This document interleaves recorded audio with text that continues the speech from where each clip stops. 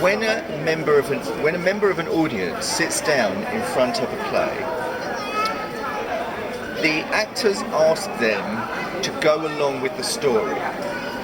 We know the story isn't true, in the sense that we know these are actors playing a part, but we ask the audience to go along with us. When you watch a movie, the movie director and the actors in it, they ask you to go along with the story.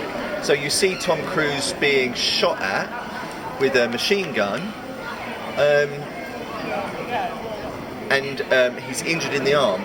We try and believe that, not as reality, but just for the purpose of enjoying the movie.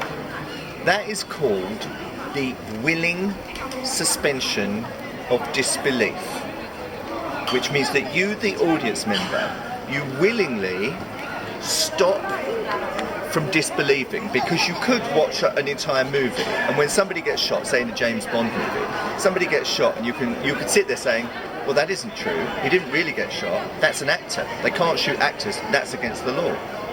Then there's a boat racing, a car chase in which a car tumbles over and it bursts into flames and the person inside is supposedly killed.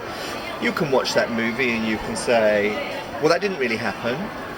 Yeah, it might have turned over, but that's maybe special effects. The person inside was a stuntman. Nobody really got killed. That is not the suspension of disbelief. So what you do when you watch a piece of theatre, you watch a piece of TV, you watch a piece of theatre, TV, whatever it might be, you willingly suspend your disbelief. And the problem when actors do things that aren't right, so for example, if they come on stage and somebody says, why don't you sit down, to somebody who's already sitting down, they make it difficult for the audience to suspend their disbelief. It brings them out. So they have to tell the story properly.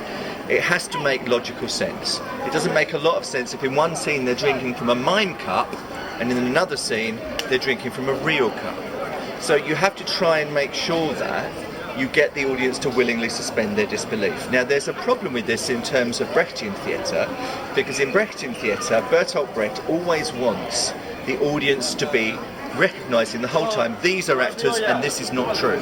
He doesn't want the audience to suspend their disbelief in the same way. What he wants the audience to do is to go along with the story, but to constantly be thinking, this is an actor, this is a story, what is the message underneath it? So they're using their critical faculties and they're not suspending their disbelief. The practitioner for whom suspending your disbelief is the most important, probably, is Konstantin Stanislavski, because he tried to create a realistic drama with realistic sets and scenery and costumes. He tried to make it like, as much like real life as possible. So, a willing suspension of disbelief.